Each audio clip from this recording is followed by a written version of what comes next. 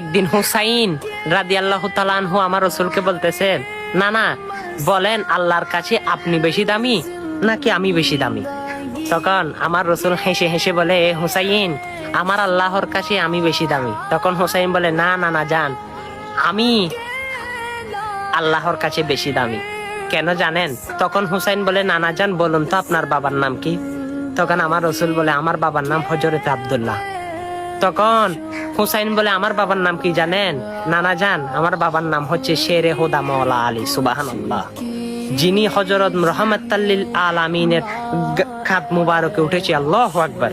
শুধু তাই না, আমার রাসূল হাসতে লাগলো। তখন আবার জিজ্ঞেস করতে লাগলো, হুসাইন নানা জান আপনার মায়ের নাম কি? তখন আমার রাসূল বলে, আমার মায়ের নাম হচ্ছে হযরতে আমেনা। তখন হুসাইন হেসে হেসে বলে, নানা জান আমার মায়ের নাম কি জানে? যিনি হচ্ছে জান্নাতে মহিলাদের সর্দার, যিনি সর্বপ্রথম জান্নাতে সর্বমহিলা সর্বপ্রথম যিনি জান্নাতে প্রবেশ করবেন, তিনি হচ্ছে নবাব নন্দিনী মা ফাতেমাতুজ জোহরা। সুবহানাল্লাহ। তখন আমার রাসূল হাসতে লাগলো। তখন হুসাইন আবার জিজ্ঞেস করে, নানা জান বলুন তো আপনার নানির নাম কি? তখন আমার রাসূল বলে, আমার নানির নাম হচ্ছে বাররা। তখন হুসাইন হেসে বলে, আমার নানির নাম কি জানেন? আমার নানির নাম হচ্ছে মা হাতিজাতুল কুবরা, যিনিকে আল্লাহ রাব্বুল আলামিন স্বয়ং সালাম পাঠিয়েছেন, যিনিকে আল্লাহ রাব্বুল আলামিন মৃত্যুর পর তার কবরে 3টা প্রশ্নের জবাব দিয়ে দিয়েছেন। সুবহানাল্লাহ। শুধু তাই না, তখন আমার রাসূল হাসতে লাগলো। হুসাইন বলে, নানা জান এবার বলেন তো আপনার নানার নাম কি? তখন আমার রাসূল বলে, আমার নানার নাম হচ্ছে ওয়াহাব জোহরি। তখন হুসাইন হাসে হেসে বলে, আমার নানার নাম কি জানেন?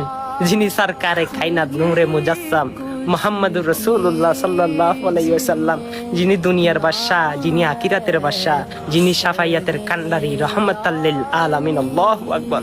সকল নবীদের সর্দার।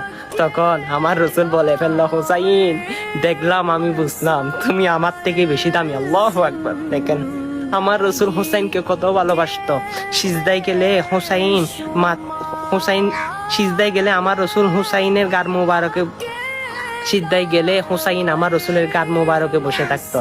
আমার রাসূল সিজদা থেকে মাথা তুলতো না। সুবহানাল্লাহ। এই সুন্দর সুন্দর ইতিহাসগুলো মানুষের কাছে পৌঁছান, আমার রাসূলের শাফায়াত হাসরের ময়দানে পাবেন। আমিন।